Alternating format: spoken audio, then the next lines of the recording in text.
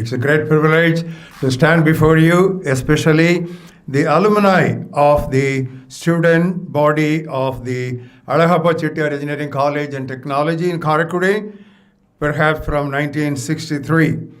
Several of you have become CEOs in multinational companies and you have retired, and several of you became pastors. One of our disciples is now number 2 in command in TPM, the Pentecostal Mission, and several others have become senior pastors and preachers and servants of God, for which we give God all the glory.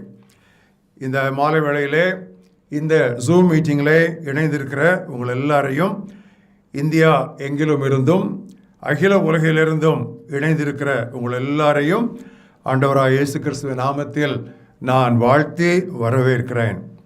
இந்த நாளிலே தேவனுடைய வார்த்தை நம்மையிலே மோசே சொன்னது போல பனி எப்படி பனித்துளிகள் எப்படி புல்லின் மேல் இறங்குமோ, சத்தமில்லாமல் அமைதியாக ஆனால் நிசமாக மக்கள் மீது இந்த மாலை வேளையிலே நம் மீது தேவனுடைய வார்த்தை உபதேசம் இறங்க வேண்டும் என்று ஜெபத்தோடும் போதுமான என்னால் முடிந்த அளவு ஆயத்தத்தோடும் எல்லாவற்றுக்கும் மேலாக தேவனுடைய வார்த்தைக்கு முன்பாக நடுக்கத்தோடும் நான் வந்து நிற்கிறேன். One of the greatest privileges of us as God's children that we have a prayer answering God. தேவனுடைய பிள்ளைகள் என்கிற பாணியிலே நமக்கு இருக்கிற மிக பெரிய ஸ்லாக்கியங்களிலே ஒன்று, ஜெபத்தை கேட்கிற தேவன் நமக்கு உண்டு. உபாகமம் 4ஆம் அத்தியாயம் 7ஆம் வசனத்திலே மோசே இறைமக்களை பார்த்து சொன்னது, What great nation is there that has God so near it as the Lord our God is to us, for whatever reason we may call upon him. நாம் தேவனை நோக்கி கூப்பிடும் போதெல்லாம் அவர் நமக்கு சமீபமாய் இருக்கிறது போல, இவ்வளவு சமீபமாய் தேவனை பெற்றிருக்கிற வேறே மக்கள் இனம் எது என்று சவால் விட்டு கேட்டார். நமது ஆண்டவருக்கு சங்கீத புத்தகங்களிலே கொடுக்கப்பட்ட பல பெயர்களிலே ஒரு முக்கியமான பெயர் சங்கீதம் 65:2, ஜெபத்தை கேட்கிறவர், the Lord who hears our prayers. சங்கீதக்காரன் அபிதமாக ஆண்டவர் அழைத்து விட்டு அவன் சொல்லுவது, ஜெபத்தை கேட்கிறவரே, மாம்சமான யாவரும் இடத்துல, மாம்சமான என்று ஏன் அதில் சொல்லுகிறான்? குறைவுள்ளவர்கள், தேவை உள்ளவர்கள், பலவீனர்கள், செய்ய நினைப்பதை செய்ய முடியாதவர்கள் என்பதை குறிப்பிடுவதற்காகவே மாம்சமான யாவரும் உம்மிடத்தில் வருவார்கள் என்று சொல்லுகிறார். ஆம் பிரியமானவர்களே, புதிய உடன்படிக்கையின் கீழ் வாழ்கிற நமக்கு கிடைத்திருக்கிற ஒரு பெரிய ஸ்லாக்கியம், நமது பலவீனங்களை குறித்து பரிதபிக்கக்கூடாத ஒரு பிரதான ஆசாரியர் அல்ல, எல்லா விதத்திலும் நம்மை போல் சோதிக்கப்பட்டு, in all points tempted as we are, yet without sin. He is the one who is at the right hand of God the Father, pleading, interceding and advocating on our behalf.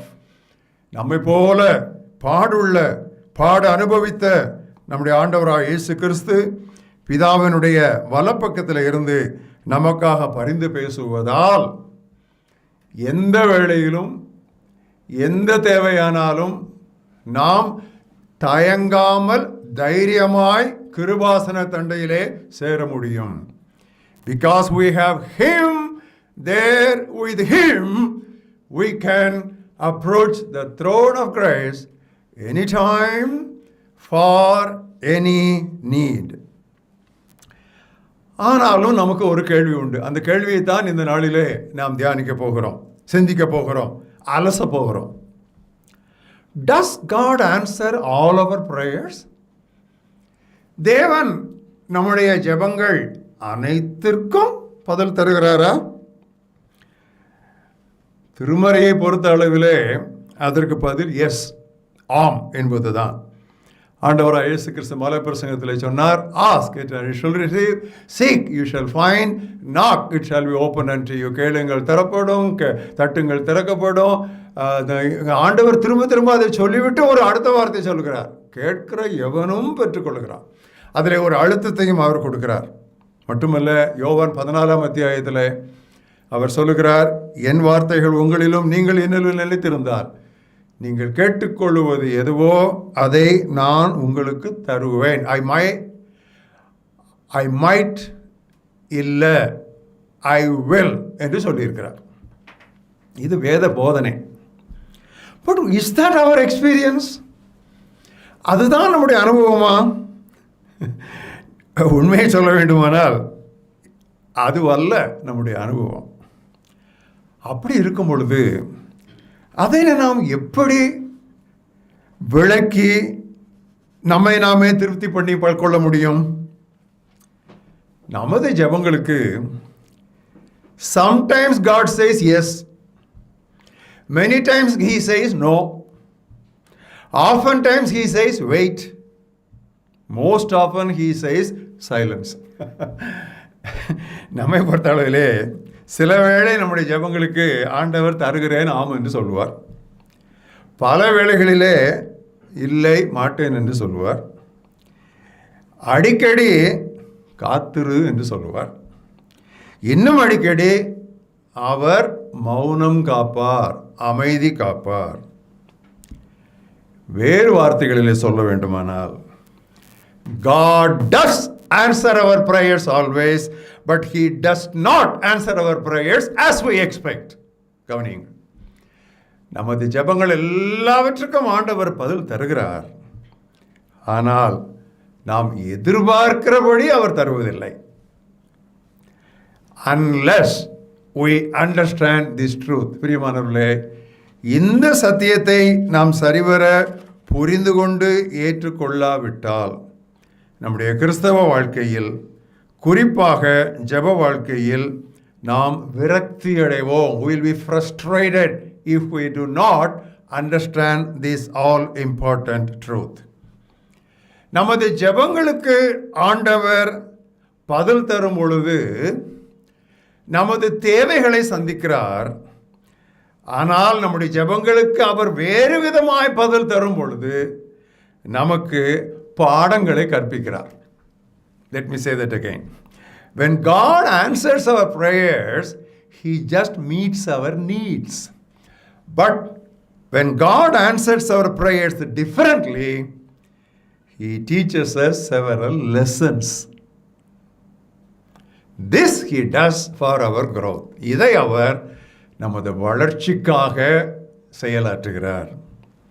இந்த நாளிலே நான் திருமறையிலிருந்து 7 ஜெபங்கள் வேறு விதமாய் பதிலளிக்கப்பட்ட ஜெபங்களை எடுத்து உங்கள் முன்னால் வைத்து, அவை ஒவ்வொன்றிலிருந்தும் நாம் என்னென்ன பாடங்களை கற்றுக்கொள்கிறோம் என்பதையும் உங்களுக்கு சுருக்கமாக விளக்கி, இன்னும் அதுபோன்று எத்தனையோ பதிலளிக்கப்படாத அல்லது வேறு விதமாய் பதிலளிக்கப்பட்ட எத்தனையோ ஜெபங்கள் திருமுறையில் இருக்கிறது என்பதையும் சுட்டிக்காட்டி அதை உங்களுக்கு வீட்டு பாடமாக நான் கொடுக்க விரும்புகிறேன். I am going to present before you today 7 examples of prayers answered differently, and I will give brief exposition for each of them, and then I would urge you to do your homework of looking into so many other prayers which have been answered differently.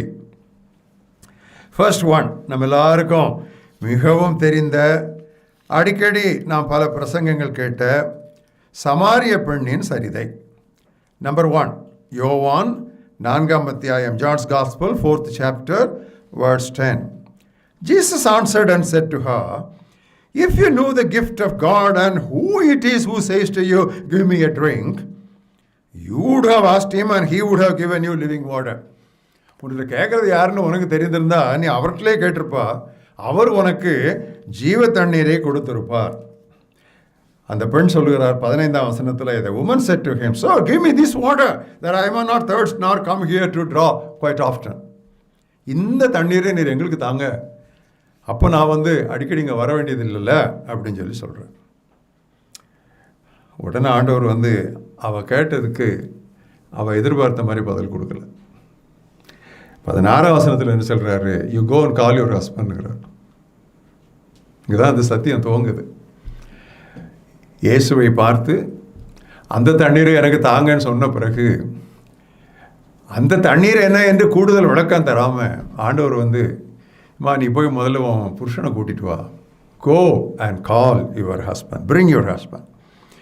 பிரியமானவர்களே, God is primarily interested in changing our lives rather than instantly blessing us. பிரியமானவர்களே, தேவன் நம்மை உடனே ஆசீர்வதித்து விடுவதை விட நமது வாழ்க்கையை மாற்ற அவர் விருப்பம் கொண்டுள்ளார்.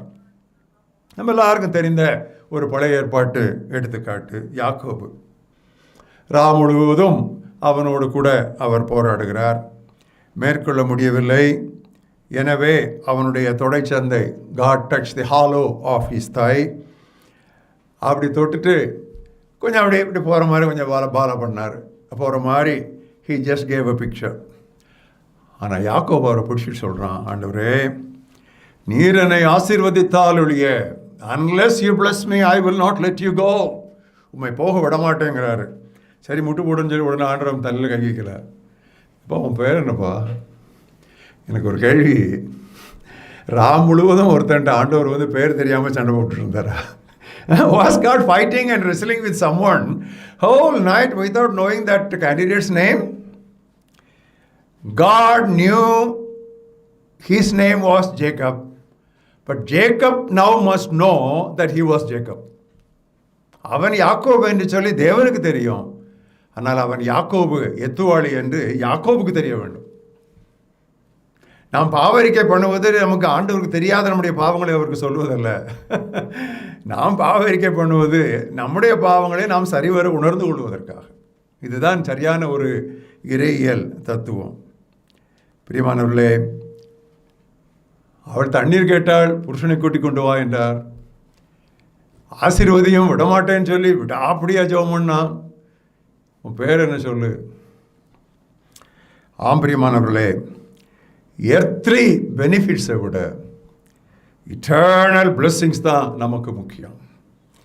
மண்ணுலக நன்மைகளை விட விண்ணுலக ஆசீர்வாதங்களையே நாம் நாட வேண்டும். ஆண்டவர் சொன்னார், இந்த தண்ணீரை குடிக்கிறவன், இந்த தண்ணீர், திஸ் வாட்டர் எதோடு ஒப்பிடுக்கிறார்? ஃபவுண்டன் ஆஃப் எவர்லாஸ்டிங் லைஃப், நித்திய ஜீவ ஊற்று. அவள் ஆண்டவரை சார் என்று அழைத்தாள். தமிழிலே வந்து ஆண்டவரே இருக்கிறது, சில மொழியாக்கங்களிலே ஐயா, சார், ஒரு மதிப்பான ஒரு வார்த்தை. Sir, give me this water. அது போதாது, சீக்கிரம் அவளவரை சேவியர் என்று கண்டுகொள்ள வேண்டும். கண்டுகொண்டாள். நம்ம எல்லாருக்கும் தெரியும். அங்கே தான் அந்த ஒரு சேஞ்ச் ஆண்டவர் கொண்டு வருகிறார்.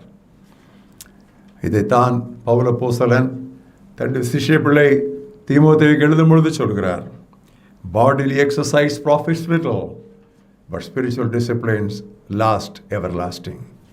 சரீர முயற்சி அல்லது உடற்பயிற்சி தேவை அல்ல என்று அந்த வசனம் சொல்லவில்லை.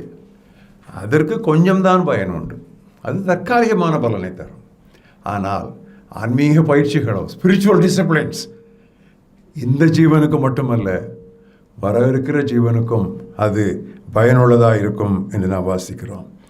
எனவே தான் பவுல் அப்போஸ்தலன் கொரிந்தியருக்கு எழுதும் பொழுது ஒரு புலம்பலாக சொல்கிறார், if in this life only we have faith in Christ, we have of all men most miserable.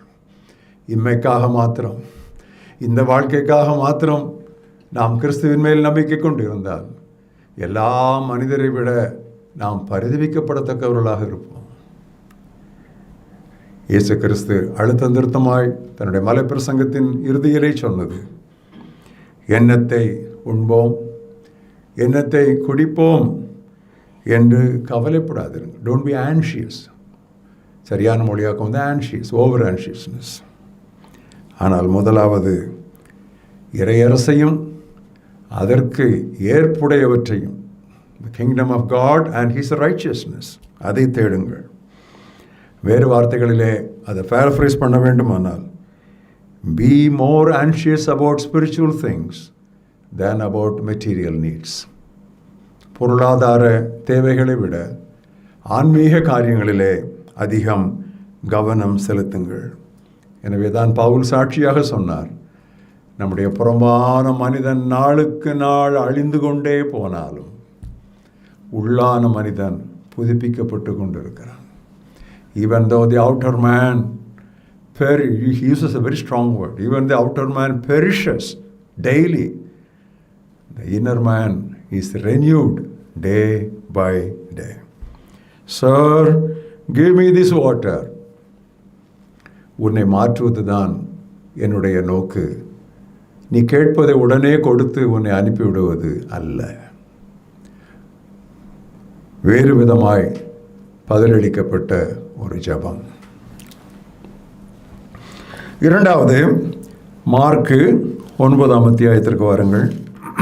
Mark 9ஆம் அத்தியாயம் முதல் 8 வசனங்கள் நமக்கு தெரிந்த பகுதி. எனவே அதை முழுவதுமாக நான் வாசிக்கவில்லை. நம்ம எல்லாருக்கும் தெரியும், ஆண்டவராகிய இயேசு கிறிஸ்து பேதுரு, யாக்கோபு, யோவான் மூவரையும் கூட்டிக் கொண்டு ஒரு மலையின் மேல் போகிறார். அங்கே அவர்கள் கண்களுக்கு முன்பாக பிரத்யேகமாய் ஓப்பன்லி அவர் டிரான்ஸ்ஃபிகர்ட், மறுரூபமாகிறார். Jesus Christ openly God transfigured on the mount which we now call as the Mount of Transfiguration before Peter, James and John. அதிலே 6ஆம் வசனத்திலே ஒன்று நடக்கிறது பாருங்கள். மார்க்கு 9ஆம் அத்தியாயம் 6ஆம் வசனத்திலே, he did not know what to say for they were greatly afraid. இதில் பேதுரு ஸ்போக்ஸ் பர்சன் என்ன சொல்கிறாருன்னா, ஆண்டவரே உமக்கு ஒரு கூடாரம், எலியாவுக்கு ஒரு கூடாரம், மோசேக்கு ஒரு கூடாரம் போடுவோங்கிறார். அல்லதுன்னா போடுவதற்கு அனுமதி கொடுங்கள்னு கேட்குறார். That's implied. லெட் அஸ் அப்படிங்கிறது என்னென்னா, please give me permission to just put up 3 sheds for you. நான் எப்போ யோசிக்கிறது, இது பவுல் சொல்லியிருந்தால் பரவாயில்ல, அவருக்கு கூடாரம் போட்டு தெரியும். பேதுரு, யாக்கோபு, யோவானுக்கு மீன் தானே பிடிக்க தெரியும். சரி, எனிவே ஒருவேளை அந்த கடலோரத்தில் இருக்கும்போதே ஏதாவது குடிசை போட்டு பழக்கம் இருக்கும். ஸோ நம்ம கூடாரம் போடுவோம் அப்படின்னு சொல்லி அவர் சொல்கிறார். அது ஏன் சொன்னாராம் 6ஆம் வசனத்தில்? he did not know what to say. நம்ம நிறைய பேர் பிரச்சனை தானே, என்ன சொல்லன்னு தெரியாது. ஏன் என்ன சொல்லன்னு தெரில? பக்தி பரவசம், ரிலீஜியஸ் எக்ஸைட்மெண்ட். சும்மாவா? மேலே வந்து ஒரு விஷன், அங்கே இருந்து ஒரு வாய்ஸு, அங்கே இருந்து விசிட்டர்ஸு. இதெல்லாம் சாதாரண காரியமா? இதெல்லாம் பார்த்த உடனே அவர் பயந்து, அந்த பயங்கிறதுக்கு என்ன சொல்லணும்னா பக்தி பரவசம், ரிலீஜியஸ் எக்ஸைட்மெண்ட்டில் நான் என்ன பேசுகிறேன்னு தெரியாமல் அவர் கேட்டார். இந்த விண்ணப்பத்திற்கு, இந்த வேண்டலுக்கு ஆண்டவராகிய இயேசு கிறிஸ்து பதில் தரவில்லை. அவர் அவர்களுக்கு வேறு விதமான பாடங்களை கற்பித்தார். என்ன தெரியுமா? 2 தவறுகளை அவர் அங்கே திருத்தினார். ஒன்று, do not compare Jesus with anyone. எவரோடும் இயேசுவை ஒப்பிட்டு பார்க்கக்கூடாது, ஒப்பிட்டு பேசக்கூடாது. அதை ஏன் ஆண்டவர் அங்கே போதிக்கிறார் என்று நான் அழுத்தி சொல்கிறேன் தெரியுமா? 7ஆம் 8ஆம் வசனங்களை பாருங்கள். A cloud came and overshadowed them. அதில் என்ன வாசிக்கிறோம்னா, பேதுரு இவ்விதமாக பேசிக்கொண்டு இருக்கும் பொழுது, இது லூக்காவிலும் இது உண்டு, பேதுரு இவ்விதம் பேசிக்கொண்டிருக்கையில் ஒரு மேகம் வந்தது அப்படின்னு சொன்னால் there is a correction. Heaven does a correction there. பிரியமானவர்களே, இந்த விஷன்ஸு, இந்த வாய்ஸஸ்ஸு, இந்த விசிட்டர்ஸு, இதெல்லாம் ரிலீஜியஸ் வேர்ல்டில் வரும் பொழுது ஒரு பெரிய டேஞ்சர் இருக்குது. என்ன டேஞ்சர் தெரியுமா? we lose the preeminence of Christ. இந்த தரிசனங்கள், சொப்பனங்கள், அங்கே போனேன், எங்கே போனேன், கர்த்தர் அதை சொன்னார், இதை சொன்னார், இதை சொன்னார் அப்படின்னா ஒரே மக்களை பரவசப்படுத்தும் பொழுது நம்முடைய கவனம் எங்கே ஈர்க்கப்படுகிறது தெரியுமா? அல்லது எங்கே இருந்து நீக்கப்படுகிறது தெரியுமா? கிறிஸ்துவே எல்லாவற்றிலும் முதன்மையாக இருக்கும்படி, that he might be the preeminent. அந்த preeminent, not just importance, அந்த வேர்ட் ரொம்ப முக்கியம். preeminence of Christ. அந்த preeminence of Christ நம்ம அதை என்ன பண்ணிடுறோம், நம்ம பல நேரங்களில் நம்ம இழந்து போகிறதுக்கு அது ஒரு வாய்ப்பாக இருக்கிறது. இந்த கிறிஸ்துவனுடைய ப்ரீஎமினன்ஸ், முதன்மை, மையம், பிரதானம், சென்ட்ராலிட்டி, ப்ரீஎமினன்ஸ், இதையெல்லாம் நாம் மறந்து போகும் பொழுது என்ன செய்கிறோம் தெரியுமா? யாராவது ஒருவரை நாம் வணங்க ஆரம்பித்து விடுவோம். அதான் நடந்துச்சு வெளிப்படுத்தல. தரிசனம் எப்படி சாதாரண தரிசனமா? யோவானுக்கு வந்தது சாதாரண தரிசனமா? பரலோகம் திறந்திருக்கிறது, அங்கே அது வர்றது எல்லாம் பார்த்துட்டு, அதை யார் சொன்னது? ஒரு தூதன், ஒரு ஊழியக்காரன் சொன்னது. அதை பார்த்த உடனே யோவான் ஆண்டவருடைய மார்பிலே சாய்ந்திருந்து தன்னை எப்பொழுதுமே இயேசுவுக்கு பிரியமாக இருந்த சுவிசேஷன் சொல்லி கொடுவார். தான் பேரை ஒரு நாளும் சுவிசேஷன் சொல்ல மாட்டார். அவ்வளோ இயேசுவோடு ஐ எம் க்ளோஸ் டு ஜீசஸ்ன்னு சொல்லி அப்படி கிளைம் பண்ணிகிட்டு இருந்த ஒருத்தர், இவைகளை எனக்கு அறிவித்த தூதனுடைய பாதத்தில் விழுந்தேன். I worship the angel who showed me these things. அப்போ தூதன் சொல்கிறான், நானும் ஒன்னே மாதிரி ஒரு ஊழியக்காரன் தான்ப்பா. வர்ஷிப் காட், ஆண்டவரை தொழுது. 60 வருஷம் ஆண்டவரோட நடந்த, 3 வருஷம் இயேசுவோடு மார்பில் சாய்ந்துக்கிட்டு நெருக்கமாக இருந்த ஒரு சீஷனுக்கு after all an angel has to teach the ABC, worship God. புரியுதா? எங்கே நம்ம ஓட்ட ஓடுறோம் பார்த்தீங்களா? அவ்வளோ வெளிப்பாடுகள் தந்த பிறகு தேவனை தொழுது கொள், என்னை தொழுது கொள்ளாதே. சரி, 19ஆம் அத்தியாயம் முடிஞ்சுது, 20ஆம் அத்தியாயம், 21ஆம் அத்தியாயம் முடிஞ்சுது.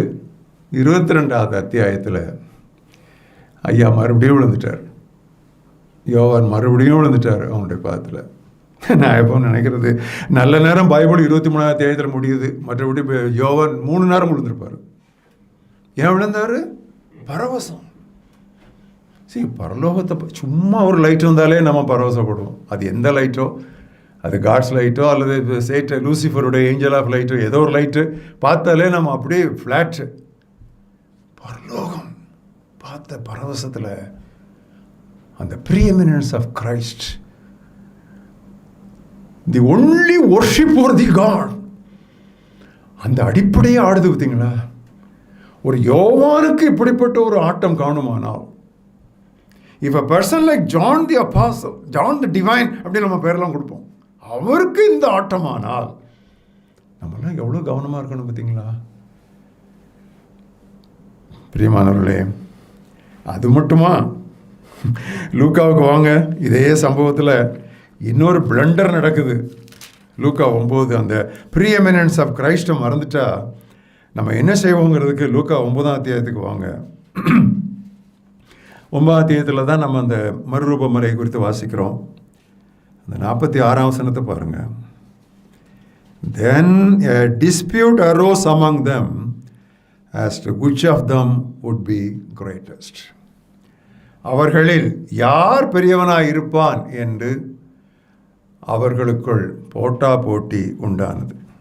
ஆம் பிரியமானவர்களே, கிறிஸ்துவின் பிரதானத்துவத்தை, ப்ரீஎமினன்ஸ் ஆஃப் கிரைஸ்டை மறக்கும் பொழுது நம்ம ஒருத்தர் தான் போட்டி போட்டுக்கிட்டு இருப்போம். முக்காவாசி சபைகளில் நமக்கு நிறையா சண்டைகள் இருக்க காரணம், அவர் சொல்கிறது சரியில்லை, அந்த வியூ சரியில்லை, இந்த ஃபிலாசபி சரியில்லைங்கிறதெல்லாம் செகண்டரி. ப்ரைமரி என்ன தெரியுமா? we have lost sight of the preeminence of Christ. கிறிஸ்து எவ்வளவு பிரதானமானவர் என்பதை நாம் நம்முடைய கண்களிலும் நம்முடைய மனதிலும் பதிக்க தவறிவிட்டோம். அது தவறிவிட்டால் நம்ம தான் கம்பேர் பண்ணிகிட்டு இருப்போம். கேண்டில் லைட்டும் டியூப் லைட்டும் ஒருத்தர் கம்பேர் பண்ணிகிட்டு இருப்பாங்க. எவ்வளோ நேரம் கம்பேர் பண்ணுவாங்க? சூரியன் பக்கத்தில் போகிற வரைக்கும். கரெக்டாக? Once you go near the sun, where is competition and comparison between the candle light and the tube light? இதை விட வெளியாக என்னால் இதை விளக்க முடியாது. ஸோ நம்ம எல்லாரும் ஜெபம் பண்ண வேண்டியது, நம்முடைய சபைகளிலே, ஆண்டவரே நீர் தலைவர், நீர் மையமானவர் என்கிற அந்த பரம தரிசனத்தை எங்களுக்கு எல்லாருக்கும் தாரும். அது வந்துருச்சுன்னு சொன்னால் இதெல்லாம் தன்னால் அப்படி விதறவே, இதெல்லாம் அப்படி தன்னால் விழுந்துடும், இதெல்லாம் ஃப்ரில்ஸு எல்லாம் அப்படி விழுந்துடும். அதுதான் முக்கியம். அடுத்து நாம் செய்கிற இன்னொரு தவறு, பக்தி பரவசம் வந்த உடனே அப்பா இங்கே நாம் இருக்கிறது நல்லது, நமக்கு நல்லது. It's good for us to be here. It is good for us to be here, but it is not good for people if we are here. கீழே போனோம். ஏன் தெரியுமா? அங்கே ஒருத்தனுடைய மகன் எப்பிலெப்டிக் பாய், காக்கா வலிப்பு, சீசைகளால் ஒன்றும் செய்ய முடியாமல் ஒரு பெரிய தேவையில் கிடக்கிறான் பள்ளத்தாக்கில். மலை அனுபவத்திலே உட்காந்துட்டு கூடாது, கீழே போகணும். You should meet the needs of people. அங்கே போய் அவனை பார்க்கணும். அவர் மலையிலிருந்து இறங்கின பொழுது அவன் ஓடி வரான், அவன் சீசைகளெல்லாம் கொண்டு வந்தேன், ஒன்றும் செய்ய முடியல அவங்களால. they are not able to do anything. Please help me என்று சொல்கிறார். இதைத்தான் பெயர் தெரியாத எபிரேய நிருப ஆக்கியோன் நமக்கு இவ்விதமாக சொல்லுகிறார். எபிரேயர் 13ஆம் அத்தியாயம் 15-16 வசனங்கள். By him let us continually offer the sacrifice of praise to God, that is the fruit of our lips, giving thanks to his name. நம்முடைய உதடுகளின் பலியாகிய ஸ்தோத்திர பலியை இடைவிடாமல் நாம் செலுத்துவோம். ப்ரைஸ் அண்ட் வர்ஷிப்பில் இப்போ ஏகப்பட்ட excitement, renewed interest, wonderful. I believe according to A.W. Tozer, the missing jewel of evangelical Christianity is at last found. Good, but அடுத்த வசனம் சொல்லுது 16, but do not forget to do good and share, for with such sacrifices God is pleased. புது musical instruments வாங்கலாம், இன்னும் கொஞ்சம் advance, ஏற்கனவே 4 keyboard இருந்தால் 5வது கீபோர்டு ஒன்று வாங்கலாம். எல்லாம் நல்லது தான். ப்ரைஸ் அண்ட் வர்ஷிப் நல்லா உற்சாகமாக இருக்கலாம். 10 person ஸ்கொயரு, 100 voices ஸ்கொயரு, 1000 எல்லாம் வெரி குட். லேட்டஸ்ட் எக்யூப்மெண்ட்ஸ் எல்லாம் குட். பட் அதில் என்ன டேஞ்சர்னா, we get so absorbed in the religious excitement that we forget those who are in need outside. இதில் மதிமயங்கி இதிலே அதிகமாக பரவசம் அடைந்து திளைத்து போய் உட்கார்ந்து இருக்கிற நாம் நன்மை செய்யவும் தான தர்மம் செய்யவும் மறந்து விடுகிறோம். அதனால தான் do not forget நாங்கள் பைபிளில் இருக்குது. யூஸ்வலாக அதை ஃபர்கெட்ஃபுல்னஸ் அதில் வரும். இந்த எக்ஸைட்மெண்ட் வந்து நம்மளை அந்த ஒரு எக்ஸ்ட்ரீம் கொண்டு போய் அந்த வெளியே இருக்கிறவங்களை கவனிக்கிறதுல போயிடும். இதில் அருமையான ஒரு சத்தியம் நமக்கு தேவனுடைய வார்த்தையிலிருந்து இந்த நாளிலே இந்த காலத்துக்கு ஏற்ற விதமாக வந்து கொண்டிருக்கிறது. Let us make 3 tabernacles. No, the prayer was not answered that way. Another prayer, இன்னொரு ஜெபம், வித்தியாசமாய் பதிலளிக்கப்பட்ட ஜெபம். லூக்கா 10ஆம் அத்தியாயம், Luke's Gospel, 10th chapter, verses 38 to 42. வாசிக்கிறேன், நம்ம தெரிந்ததான், ஆனால் கூட வாசிக்கிறேன். Now it happened as they went that Jesus entered a certain village, and a certain woman named Martha welcomed him into her house. And she had a sister called Mary, who also sat at Jesus' feet and heard his word. But Martha was distracted with much serving, and she approached him and said, Lord, don't you care that my sister has left me to serve alone, to work in the kitchen alone? Please tell her, come and help me. But Jesus answered and said to her, it's ஒரு request கொடுக்குறாங்க. But Jesus answered and said to her, Martha, Martha, you are worried about and troubled about many things, but one thing is needed. தேவையானது ஒன்றே. And Mary has chosen that good part, which will not be taken away from her. இதில் நல்ல கவனிச்சிங்களா என்னவோ தெரியல, நான் ரீசெண்டாக கவனித்தேன். மார்த்தாள் வந்து இயேசுவை இங்கே திட்டுறா. எப்படி திட்டுறா தெரியுமா? இன்னும் பிரசங்கம் ஒயா பிரசங்கம் கேட்டுட்டு இருக்குங்க, நான் வேர்வை கொட்டுது, நான் இங்கே மெடிட்டரேனியன் ஹீட்டில் நான் உட்காந்து அடுப்படியில்ங்கிற ஃபேனாக அது ஒன்றும் கிடையாது, நான் இவ்வளோ கஷ்டப்பட்டு வேலை செய்துட்டு இருக்கிறேன், உமக்கு கவலை இல்லையான்னு கேட்குறா. நல்லா பாருங்க, don't you care, there was a siding. கிட்டத்தட்ட திட்டுற அளவுக்கு வந்திருக்கு. கவலை இல்லையா உனக்கு? இது ஒரு நியாயமான கோரிக்கை தான். It was a legitimate request. ஏன்னா ஜீசஸுக்கு செய்கிறதுனா நிறையா ஸ்பெஷல் டிஷ்ஷெல்லாம் செய்யணும் இல்லையா? அவர் ஒரு ஸ்பெஷல் கெஸ்ட்டு, நிறைய காரியங்கள் செய்யணும். பொரியல் செய்யணும், அவியல் செய்யணும், வறுவல் செய்யணும், எல்லாம் செய்யணும். அதெல்லாம் கரெக்டு தான். ஆனால் Jesus wanted Martha to reprioritize her life. ஆனால் மார்த்தாள் தன்னுடைய வாழ்க்கையின் முன்னுரிமை வரிசையை சரிப்படுத்த இயேசு விரும்பினார். ரீப்ரையாரிட்டைஸ். இன்னைக்கு நம்ம அநேக கிறிஸ்டியன்ஸுக்குள்ள, அவங்க ஊழியக்காரங்களாக இருக்கட்டும், சாதா விசுவாசியில் இருக்கட்டும், இது ரொம்ப முக்கியமான வார்த்தை. ரீப்ரையாரிட்டைஸ். முக்கியத்துவ வரிசையை திரும்ப சீர்படுத்த வேண்டும். ஏன்? அதுதான் ஆண்டவர் இயேசு 41:41-42 சொல்கிறார். எது முக்கியம் அதை பாரு அப்படின்னு சொல்லி எடுத்துக்கொள்ளப்பட முடியாத நல்ல பங்கு அப்படின்னு சொல்கிறார். நான் நினைக்கிறேன் இந்த செய்தியை கேட்டுக்கொண்டிருக்கிற அருமையான சகோதரிகளுக்கு இது ஒரு முக்கியமான சவால் என்று நான் சொல்வேன். சில இடங்களில் தான் ஆண்டவர் பேரை 2 நேரம் சொல்லுவார். மார்த்தாளே மார்த்தாளே மார்த்தாளே அப்படி 2 நேரம் ஆண்டவர் சொன்னார்னா நல்ல ஒரு கன்கார்டன்ஸ் எடுத்து படிங்க. 2 தடவை ஏதாவது நேம்ஸ் ஆண்டவர் சொல்லியிருந்தாருன்னா அதில் ரொம்ப வித்தியாசமான ஒரு எம்ஃபசிஸ் இருக்குன்னு அர்த்தம். மார்த்தா மார்த்தா அப்படின்னு சொல்லி சொல்கிறார். எதை விட்டுச்சியே, நீ முக்கியமானதை விட்டுச்சியே அப்படின்னு சொல்லி ஒரு பரிசுத்த பதட்டத்தோடு நம்முடைய ஆண்டவர் அங்கே அவர் பதில் சொல்வதை நாம் பார்க்கிறோம். அருமையான சகோதரிகளே, when some of your prayers regarding domestic needs are not answered, please sit down to rearrange your lives. சகோதரிகளே, உங்களுடைய வீட்டு காரியங்களை குறித்த சில தேவைகள் ஜெபித்தும் நிறைவேறப்படாமல் இருக்குமானால் தயவு செய்து உட்கார்ந்து உங்களுடைய வாழ்க்கையின் முக்கியத்துவ வரிசையை சரி செய்ய பாருங்கள். இது என்னுடைய தாழ்மையான வேண்டுகோள். ஒருவேளை we may have to cut off a few things from our schedule. நம்முடைய ஷெட்யூலில் இருந்து, அன்றாடக நம்முடைய கடமை பட்டியல்களிலிருந்து ஒரு சில காரியங்களை விலக்க வேண்டியது இருக்கலாம். ஏன் கூடாது? ஏன் கூடாது? விலக்கலாம். அதை விலக்குவதற்காக இங்கே நமக்கு ஒரு அழைப்பு வருகிறது. 41 வசனத்தில் ஆண்டவர் சொல்லுகிறார், many things are there, but only one thing is important. Important எது, நெசசரி எதுன்னு இந்த 2க்கும் வித்தியாசத்தை கற்றுக்கொள்ள தெரிந்தவள் கர்த்தருக்காக அதிகம் பிரகாசிப்பாள். Let me say that again. Any person who has learned to differentiate between what is important and what is necessary, that person will accomplish great things for God. எல்லாமே முக்கியம்தான், but எல்லாம் அவசியம் இல்லை. அந்த முக்கியம் அவசியம். இம்பார்ட்டன்ஸ் வேறு, நெசசரி அப்படிங்கிறது வேறு. இதைத்தான் பக்தன் யோபு அவ்வளோ அழகாக சொல்லுகிறார். யோபு 23ஆம் அத்தியாயம், அடிக்கடி என்னுடைய பிரசங்கங்களிலும் என்னுடைய எழுத்துகளிலும் நான் கையாளுகிற ஒரு வசனம். யோபு 23:12. I have not departed from the commandment of his lips.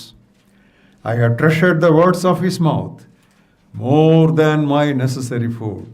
அவருடைய வாயின் வார்த்தைகளை, நெசசரி ஃபுட்னா அந்த பேசிக் ஃபுட், நாட் த எக்ஸ்ட்ராவேகண்ட் டிஷ்ஷஸ், அந்த பேசிக் ஃபுட், அதெல்லாம் கூட அதிக முக்கியத்துவமாக நம்முடைய வாயின் வார்த்தைகள். சாப்பிட்றது வாய், அங்கே அந்த வாயிலேருந்து வர்ற வார்த்தை. பின்னாலே இயேசு அதை சொல்லுவார், இந்த வாயில் விடுங்கிற சாப்பாடு மட்டும், இந்த பிரெட்டு மட்டும் இல்லை, அந்த வாயிலேருந்து வர்ற வார்த்தை. இதெல்லாம் அப்படியே கனெக்டடாக வருது. ஸோ அதே தாங்க அவர் சொல்கிறார், வாயின் வார்த்தைகளை என் வாய்க்குள்ளே நான் எடுக்கிற என்னுடைய அடிப்படையான பேசிக் ஃபுட்டை விட நான் அதிக முக்கியமாக நான் காத்து கொண்டேன் என்று சொல்லுகிறார். ஒன்று சொல்லட்டுமா, கிறிஸ்தவ வாழ்க்கையில் நம்ம வளரணும்னு நினைக்கிறோம். கிறிஸ்தவ வாழ்க்கையில் துவக்கத்தில் we have to differentiate between good and bad. But வளர வளர it is not between good and bad, it is good and better. கிறிஸ்தவ வாழ்க்கையின் துவக்கத்தில் நல்லது எது கெட்டது எது அதில் பிரிக்கணும். ஆனால் வளர வளர நல்லது கெட்டது பிரிக்கக்கூடாது, நல்லது எது மேன்மையானது எதுன்னு பிரிக்கணும். அந்த சாய்ஸ் அங்கே தான் வருது. இதை நம்ம கற்றுக்கணும். இல்லை நான் கெட்டது ஒன்றும் பண்ணுறதில்ல, அது சிறுபிள்ளை தான், அது பாலர் பள்ளி படிப்பு. That's a kindergarten lesson.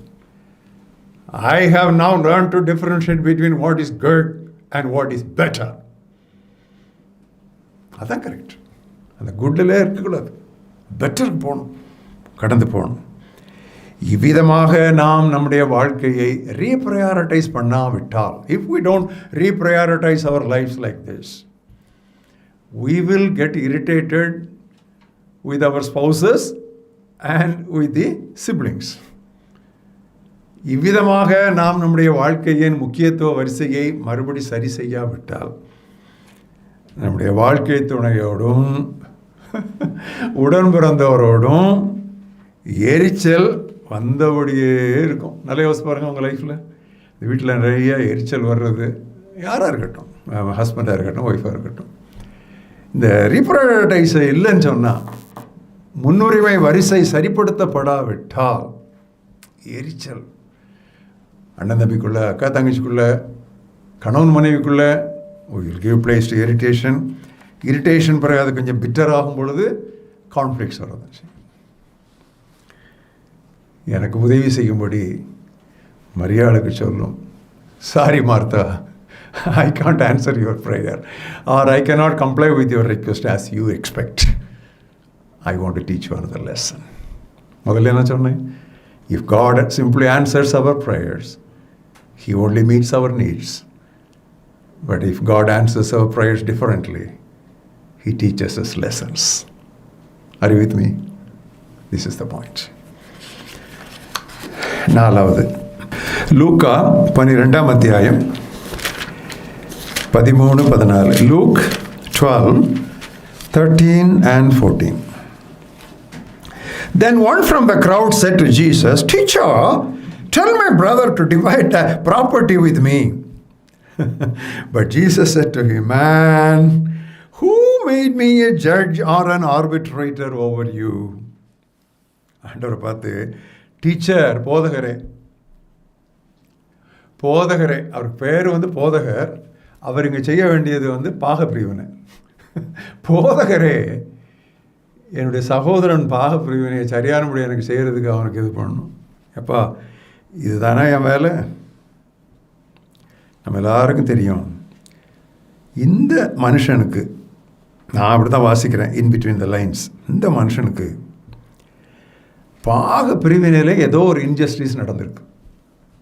This man obviously experienced some injustice in the partition of property. Something has happened and it has been அப்படியே ஒரு எஃபர்வசன்ட் மாதிரி அவனுக்குள்ளே பொங்கிட்டே இருந்திருக்கு. சொல்லிட்டான். நமக்கு தெரியும், அண்ணன் அக்கா தம்பி தங்கச்சி நடுவில் ஒரே வீட்டில் பிறந்து வளர்ந்து ஒன்று போல வளர்ந்தவங்க ஒருவருக்கு ஒருவர் முகம் கொடுத்து கூட பார்க்க முடியாத அளவுக்கு பாகப்பிரிவினை மக்களை பிரித்திருக்கிறது நம்ம எல்லாருக்கும் தெரியும். கிறிஸ்தவ வட்டாரங்களிலும் உண்டு, வெளியிலும் உண்டு, நிறைய உண்டு. இவனுக்கு ஒரு இன்ஜஸ்டிஸ் நடந்திருக்கிறது உண்மை என்றாலும் அது அவனுடைய பிரச்சனை.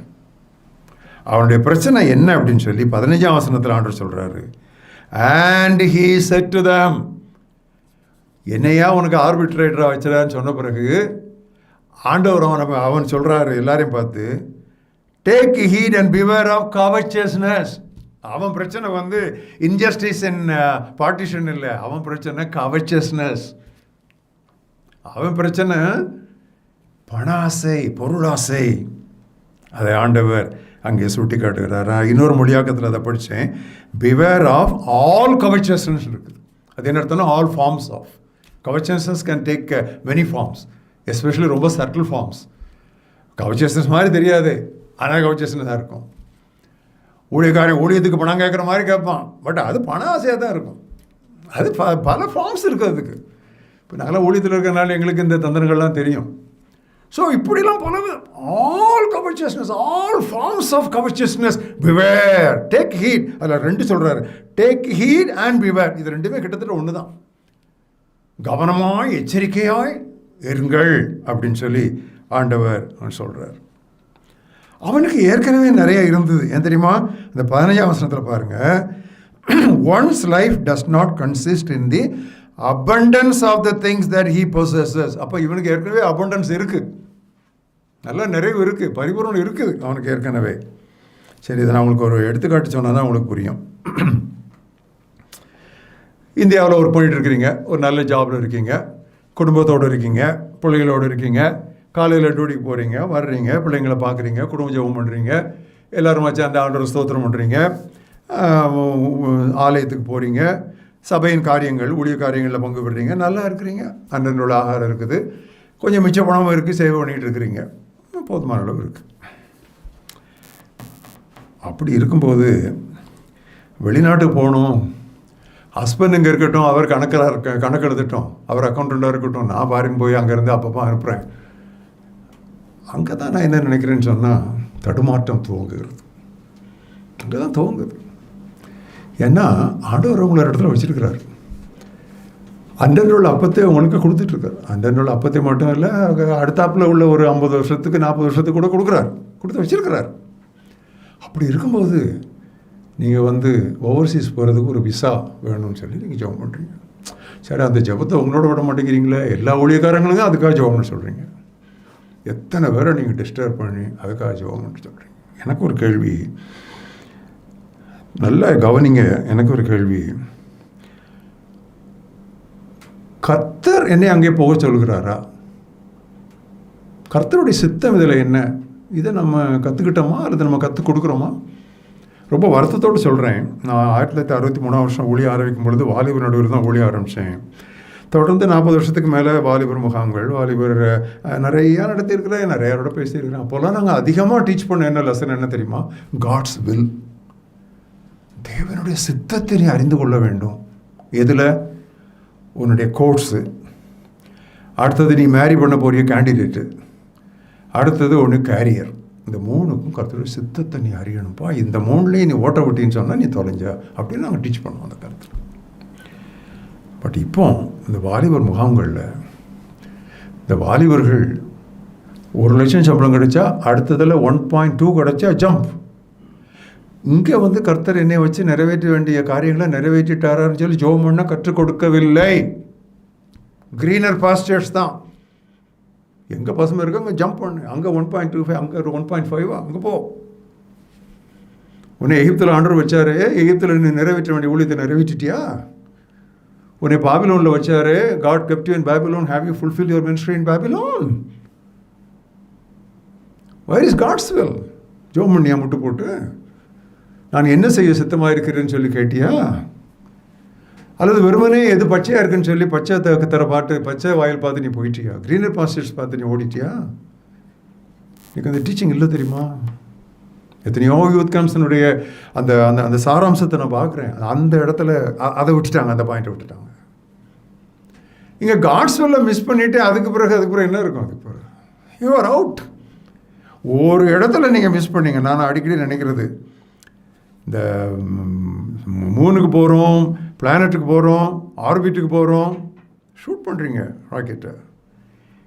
இங்கே .1 டிகிரி இங்கே விலகினா கூட அங்கே போய் சேரும்போது you will miss it 5 million miles. This is Christian life. Crucial பாயிண்ட்ஸில் we should not miss God's will. அந்த காட்ஸ் வேலை மிஸ் பண்ணுறதுக்கு இப்போ ரொம்ப நம்மளை டெம்ப்ட் பண்ணுறது என்னென்னா திஸ் கவர்ச்சியஸ்னஸ், இந்த பொருளாசை. அதைத்தான் இளைஞனுக்கு எழுதும் பொழுது பவுல் எழுதுகிறார். நன்றாக கவனியுங்கள். That's why Paul writes to a young man by name Timothy, 1 Timothy 6th chapter from verse 6. Godliness with contentment is great gain. தேவ பக்தியோடு உள்ள போதும் என்கிற மனதே மிகுந்த ஆதாயம். For we brought nothing into this world. ஏன் இந்த உலகத்துக்குள்ளே ஒன்றும் கொண்டு வரல. காரணம் தான். ஏன் நம்ம திருப்தியாக இருக்கணும் தெரியுமா? உள்ள ஒன்றும் கொண்டு வரல. இங்கே இருந்து it is certain we are not going to take anything out அப்படின்ட்டு. ஃபுட் அண்ட் க்ளோத்திங் இருந்தால் we shall be content. உண்ணவும் உடுக்கவும் இருந்தால் போதும் என்று இருக்க கடவும். நல்ல மொழியாக்கம் கடவும். இந்த கடவுங்கிறது ரொம்ப முக்கியமான வார்த்தை. அப்படி தான் இருக்கணும். ஏன்னா ரிச் ஆகணும்னு நினச்சா நீ பல விதமான டெம்ப்டேஷனில் கண்டிப்பாக விழ தான் செய்வோம். அதுக்கு அது எஸ்கேப்பே இல்லை. அதுக்கு என்ட்ரி தான் உண்டு, அதுக்கு எக்ஸிட் கேட்டே கிடையாது. உள்ளே போனால் மாட்டினது தான். இது ஒரு முக்கியமான சத்தியம். அது மட்டும் இல்லை பிரியமானவர்களே, இந்த பாக பிரிவினை இந்த மாதிரி நியாயமான அநியாயம் அதெல்லாம் வரும்போது நாம் கிறிஸ்தவ வாழ்க்கையில் வளர வளர God wants us to let go our legitimate share. நியாயமாய் நமக்கு கிடைக்க வேண்டியது கூட கிடைக்காம போட்டும், போனால் போகட்டும் போடா அப்படின்னு விட்டுறணும். இந்த பூமியில் நிலையாய் வாழ்ந்தவங்க யாரடா? ஒருத்தரும் கிடையாது. போ, லெட் கோ லெட் காட். எனக்கு ரொம்ப இஷ்டமான ஒரு ஸ்லோகன் அது, லெட் கோ லெட் காட். ஏன் அப்படி இருக்கணும் தெரியுமா? சங்கீதம் 16 ரொம்ப அழகான ஒரு வசனம் இருக்குது. உங்களில் சிலர் இந்த விதமான ஒரு அநியாயம் உங்களுக்கு இழைக்கப்பட்டதாக நீங்கள் நினைத்தீர்கள். There some injustice might have been meted out to you, dear friend, in the matter of sharing of property or partitioning of property. But here is God's word. It's a Psalm of David, Psalm 16, verses 5 and 6. You, O Lord, are my portion, my inheritance, and my cup. You maintain my lot. The lines have fallen to me in pleasant places. Yes, I have a good inheritance. Tamil அழக மொழியாக்கம் பண்ணியிருக்காங்க, கர்த்தரே என் பங்கு. கர்த்தரே என் பங்கு. அதே விதமாக சங்கீதம் Psalm 73 verses 25 and 26 பாருங்க. Whom have I in heaven but you? And there is none upon earth that I desire besides you. பூமியிலே எனக்கு வேற யாரும் இல்லை, பரலோகத்தில் உண்மை இல்லாமல் எனக்கு யாருண்டு? என்னுடைய மாம்சமும் இருதயமும் இழகி போகிறது. But God is my portion forever. கர்த்தரே என்றென்றும் என்னுடைய நித்திய பங்கு. எனக்கு எப்போ யோசிக்கிறது, பூமியில் எனக்கு யார் உண்டுன்னு சொல்லலாம், பரலோகில் எனக்கு யார் உண்டு, அது என்ன அர்த்தம்? பரலோகில் யாருன்னா அங்கே தூதல் இருப்பாங்க, கடவுள் இருப்பார், ஏசாயா எரேமியா எல்லோரும் இருப்பாங்க. அது பரலோகத்தில் உண்மை இல்லாமல் யாருன்னு அது என்னன்னு சொன்னால், நான் சும்மா ஜாலியாக நினச்சேன். இது ஆத்தென்டிக் இன்டர்பிரிட்டேஷன் சொல்ல மாட்டேன். சிலருக்கு ஏன் பரலோகத்துக்கு போகிறீங்கன்னா, அங்கே தரையெல்லாம் தங்கமாக இருக்கும் பிரதர், தரையெல்லாம் தங்கமாக இருக்குமா, அதுக்காக போகிறேன். அந்த ஆசீர்வாதம் கிடைக்குமா, அந்த ஆசீர்வாதம் கிடைக்குமா? பரலோகத்துக்கு அதுக்கு நான் போகல. என் ஆண்டவரை நான் பார்ப்பேன், அவரை நான் தரிசிப்பேன். அந்நிய கண்கள் அல்ல, இந்த சொந்த கண்கள் என்னை காணும். இந்த வாஞ்சையால் என் உள்ளம் தெரியங்கள் சோர்ந்து போகிறது. Heaven is a wonderful place, filled with glory and grace. I want to see my Savior's face. Heaven is a wonderful place. God-centeredness. I want to go to heaven. Why? I want to see Jesus. பிரியமானவர்களே, இப்பொழுது நாம் தேவனுடைய பிள்ளைகளாக இருக்கிறோம். இனிய விதமாக இருப்போம்னு ஒன்றாலும் தெரில, பட் அது முக்கியம் இல்லை. அவர் வரும்பொழுது நாம் அவர் இருக்க பிரகாரமாக இருப்போம், அவரை முகமுகமாய் தரிசிப்போம். The Lord is my portion. இதில் தான் நான் ரொம்ப அதிகமாக நம்முடைய கோத்திரப்பதாவாகிய விசுவாசிகளின் தந்தையாகிய ஆபிரகாமை, I often admire Abraham, the father of faith, and all those who believe. லோத்து வேலைக்காரங்களுக்கும் இவங்க நம்ம ஆபிரகாமுடைய வேலைக்காரங்களுக்கும் சண்டை வந்துடுச்சு. அது மெய்ப்பர்களுக்கு வழக்கம் தானே, மெய்ப்பர்களுக்கு சண்டை வர்றது. ஸோ 2 மெய்ப்பர்களுக்கும் சண்டை வந்துடுச்சு. நாங்கள் இந்த மிஷன் ஸ்டேஷனில் அடிக்கடி சொல்கிறது, எஃப்எம்பிபி மிஷனரிஸுக்கும் ஐஎம் மிஷனரிஸுக்கும் சண்டை வரும், ஐஎம் மிஷனரிஸுக்கும் பிஓஐ மிஷனரி இதெல்லாம் வரும். இதெல்லாம் ரொம்ப நார்மலாக வரும். இது எங்கள் இடம்பாங்க, அவங்க இடம்பாங்க, இப்படி சொல்லுவாங்க. இன்னொருத்தர் சொல்லுவாங்க, ஐயா கடலில் எங்கேயும் போய் மீன் பிடிக்கலாம்பாங்க. இது ஒரு பெரிய காமிட்டி இஷ்யூஸ் இருக்குது. அதில் வேறு காரியம். That is not what I am trying to arrive. But அது இருக்குது. அப்படி ஒரு சண்டை, மேய்ப்பொருள் கடையில் சண்டை. ஆபிரகாம் அதை எப்படி சால்வ் பண்ணார் தெரியுமா? லோத், நான் உனக்கு ஒன்று சொல்கிறேன் கேளு, we are brothers. சர்ச்சஸில் நிறைய பரிசுத்தால் கர்த்தரை தொழுது கொள்ளுங்கள், பரிசுத்தர் நம்ம நிறைய ஹை சவுண்டிங் வேர்ட்ஸ் எல்லாம் அங்கே எழுதி போடுறோம். அதெல்லாம் நல்லா தான் இருக்குது. ஆனால் நான் நினைக்கிறேன் சர்ச்சஸில் we are brothers and sisters எழுதி போட்டால் ரொம்ப நல்லதுன்னு நான் நினைக்கிறேன். அது லாஜிக். வேறு சண்டை நிறுத்துறதுக்கு ஒரே வழி என்ன? நம்ம சகோதரர். அது போதும். அதுக்கு இல்லைன்னா அப்புறம் வேறு என்ன இருக்குது? we are brothers பா. ஸோ நமக்குள்ள எதுக்கு வாக்குவாதம்? என்ன தியாலஜி பாருங்கள், என்ன ரெவலேஷன் பாருங்கள் அவருக்கு. why should we not fight? Why should we not have church fights? Why should we not have church conflicts? Why should we not have missionary conflicts? Why? Because we are brothers. நாம் சகோதரர்கள். இன்னொரு lesson நம்ம இந்த இதில் நம்ம என்ன பார்க்குறோன்னு சொன்னால், நாம்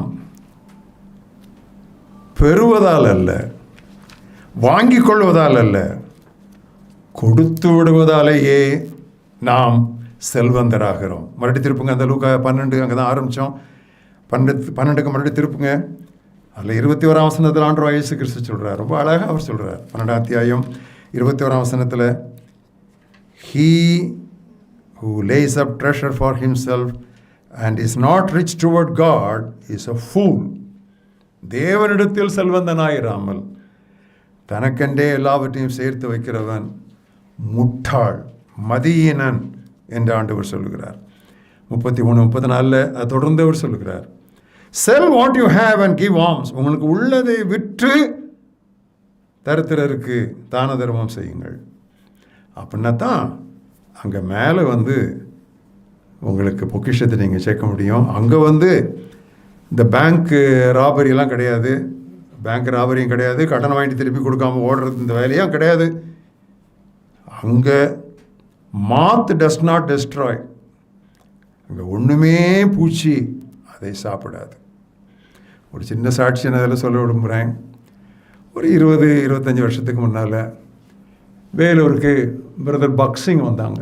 பக்சிங் எல்லாருக்கும் தெரியும், அவருடைய காலத்தில் ஒரு பெரிய அப்போஸ்தலன். அப்போ அவரை பார்க்குறதுக்கு நானும் ஒய்ஃபும் போயிருந்தோம். அப்போ என் ஒய்ஃப் அவள் பைபிள் கொடுத்து அதில் ஆட்டோகிராஃப் பண்ண சொல்லி கேட்டாள். அவர் லூக்கா 12:33 சொல்லி கையெழுத்து போட்டார். உங்களுக்கு உள்ளதை விற்று தரித்திரருக்கு கொடுங்க.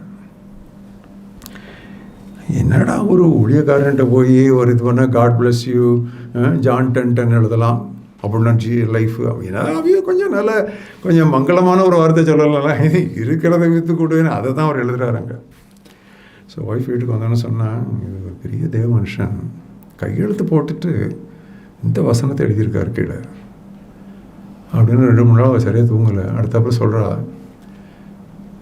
எங்கள் அப்பா கொடுத்த ஒரு நல்ல பியானோ ஒன்று இருக்குது நம்ம வீட்டில். அந்த பியானோ ப்ரைஸ் வின்னிங் பியானோ. ஏன்னா சில பியானோவில் தான் சத்தம் நல்லாயிருக்கும்.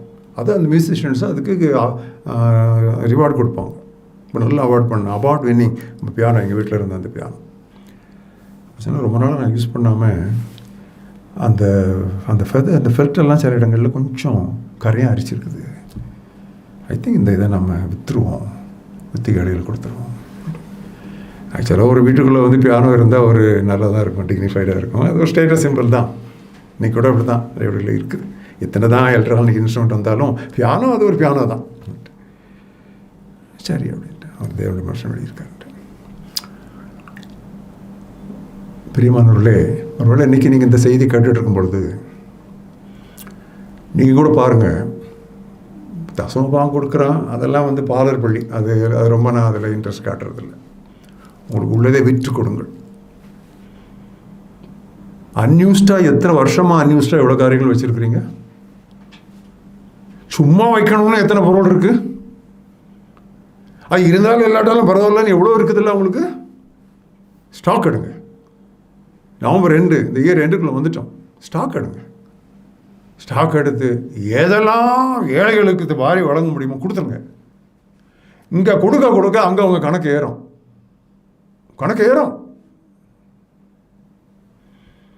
May God lead us into that kind of thing. அப்போதான் நாம் பகிர்வதில் பணக்காரராக இருக்க முடியும். பவுல் அதை தான் தீமோத்தேயுக்கு எடுத்துக்கிறார். உலகத்திலே ஐஸ்வர்யவான்களை பார்த்து எச்சரி, command them not to be haughty in their mind. செல்வந்தர்கள் செருக்குள்ளவர்களாக இருக்கக்கூடாது, அவர்கள் பகிர்ந்து கொள்வதிலே பணக்காரராக. let them be rich in giving. அவர் சொன்னார். 5வது ஒரு எடுத்துக்காட்டு, யோவான் 11ஆம் அத்தியாயம் 3ஆம் வசனம். யோவான் 11:3. ஆண்டவராகிய இயேசு கிறிஸ்துவுக்கு மரியாளும் மார்த்தாளும் ஒரு செய்தி அனுப்புகிறார்கள். Therefore the sisters sent to him saying, Lord, behold, he whom you love is sick. ஆண்டவரே, உங்களுக்கு ரொம்ப பிடிக்கும்ல ஃப்ரெண்டு, சிக்காக இருக்கான். அதுக்கு அர்த்தம் என்னன்னு சொன்னால் வந்து எதாவது பண்ணுங்கன்னு அர்த்தம். So that request is implied. It is not written here or stated here, but it is an implied request. இருக்கிறான்னு சொல்கிறார். சொல்லிட்டு 21ஆம் வசனத்தில், Martha said to Jesus, Lord, if you had been here, my brother would not have died. அப்படின்னு Martha சொல்கிறா. அவ்வளோ மட்டும் குற்றம் சொல்லக்கூடாது. 32ஆம் வசனத்தில், Then Mary came where Jesus was and saw him and fell at his feet saying, Lord, if you had been here, my brother would not have died. 2 பேரும், மரியாளும் சொல்கிறாரு, மார்த்தாளும் சொல்கிறா, நீங்கள் இருந்திருந்தா செத்துருக்க மாட்டான். அப்போ 2 பேரும் they believed in the presence of God and the power of God. நீர் இருந்திருந்தால் presence, செத்துருக்க மாட்டான் power of God. 2 பேரும் அதை விசுவாசித்தாங்க. ஆனால் அந்த 11ஆம் அதிகாரத்தில் 6ஆம் வசனத்தை பாருங்க. When Jesus heard that Lazarus was sick, he stayed 2 more days in the place where he was. அவன் சோமில்லன்னு கேள்விப்பட்ட உடனே என்ன செய்யணும்? சோமில்லையா, எடு பெட்டி எடு, அதை இருக்கிறத எடுத்து வச்சுட்டு போ, வழியில் ஏதாவது பார்த்துக்கலாம். இல்லை, கேள்விப்பட்ட பிறகு தான் தங்கி இருந்த இடத்துல மேலும் 2 நாட்கள் அவர் தங்கினார். பிரியமானவர்களை குறித்து வைத்துக் கொள்ளுங்கள். delays are not denials, but delays are meant to develop our faith. பிரியமானவர்களே, தேவனது தாமதங்கள் அவரது மறுப்புகள் அல்ல, அவை நம்முடைய விசுவாசத்தை வளர்ப்பவை அல்லது வலுப்படுத்துவை. நான் மறுபடியும் சொல்கிறேன், God's delays are not denials, but they are meant to develop our faith. தாமதங்கள் மறுப்புகள் அல்ல, அவை நம்முடைய விசுவாசத்தை வலுப்படுத்துவை. அவங்க என்ன எதிர்பார்த்தாங்க?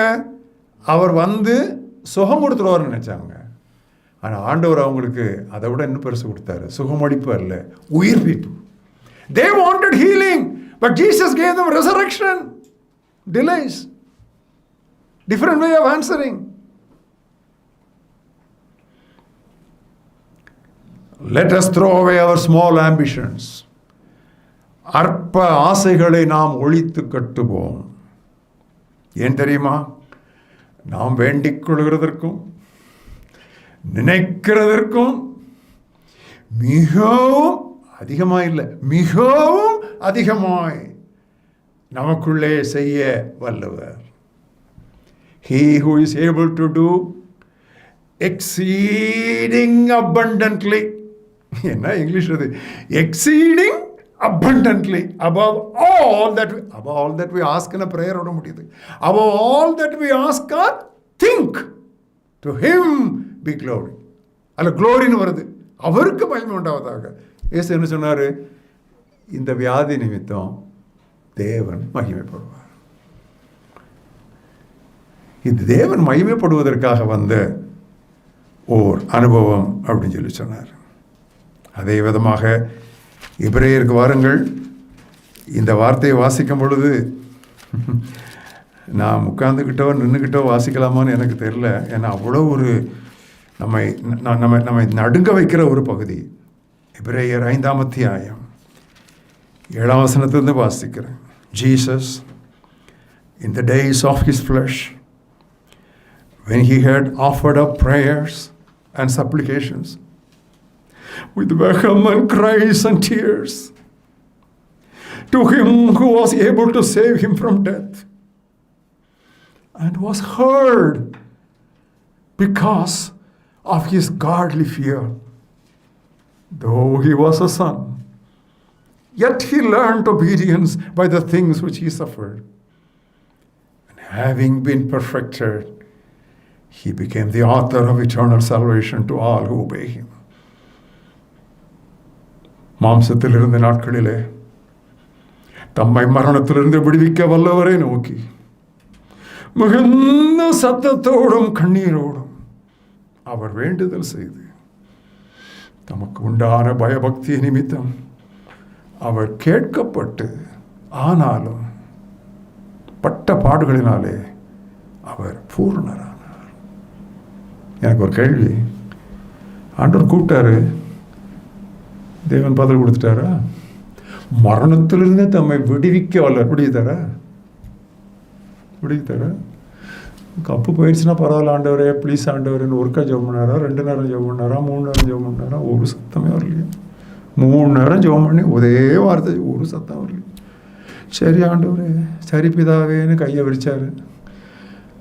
அதுக்கு பிறகு தானே தூதன் வந்து அவரை பலப்படுத்தினான்.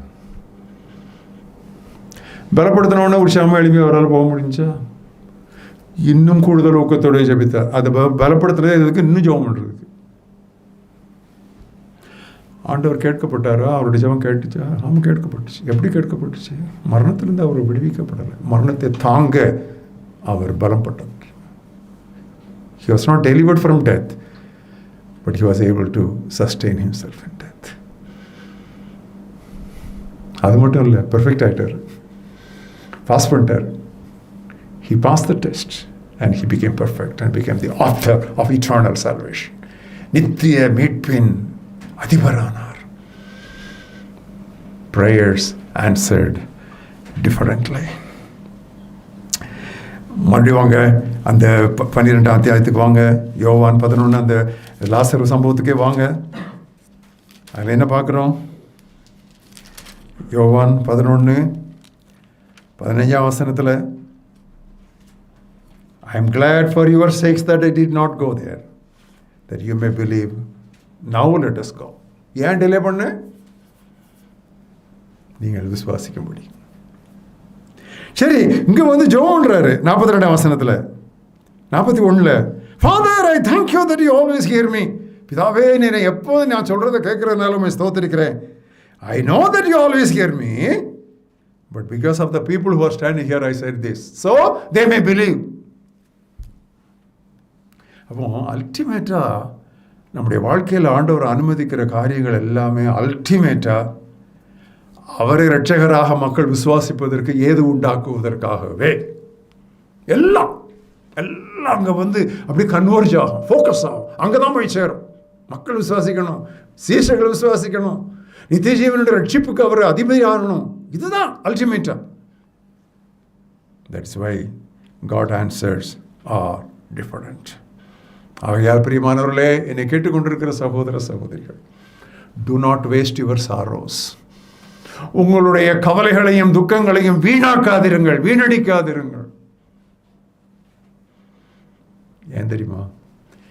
உங்கள் கஷ்டத்தில் நீங்கள் எவ்விதமான தேவ ஆறுதலினாலே நீங்கள் ஆறுதல் படுத்தப்பட்டீர்களோ, அதே ஆறுதலினாலே அவ்விதமான சோதனைகளில் அகப்படுகிறவர்களுக்கு நீங்கள் ஆறுதல் செய்யலாம். So that with the same comfort with which God comforted you, you can comfort those who are in similar trials. எனவே தான் நாம் அடிக்கடி சொல்லுவோம், wanted, wounded healers. காயங்கட்டும் காயப்பட்டோரை இன்றைய தேவை. காயப்பட்டிருக்கணும், அவங்க தான் மற்றவங்களுடைய காயத்தை கட்ட முடியும். அதுக்காக தான் ஆண்டவர் இதெல்லாம் அனுமதிப்பார். நம்ம சொன்ன உடனே இன்ஸ்டண்ட்டாக ஒன்றும் செய்ய மாட்டார், நம்ம எதிர்பார்க்குற மாதிரிலாம் செய்ய மாட்டார், அவர் வித்தியாசமாக செய்வார். 6வதாக மத்தேயு 12ஆம் அத்தியாயம் 28ஆம் வசனம் 38ஆம் வசனம் வந்து பாருங்கள். மத்தேயு 12:38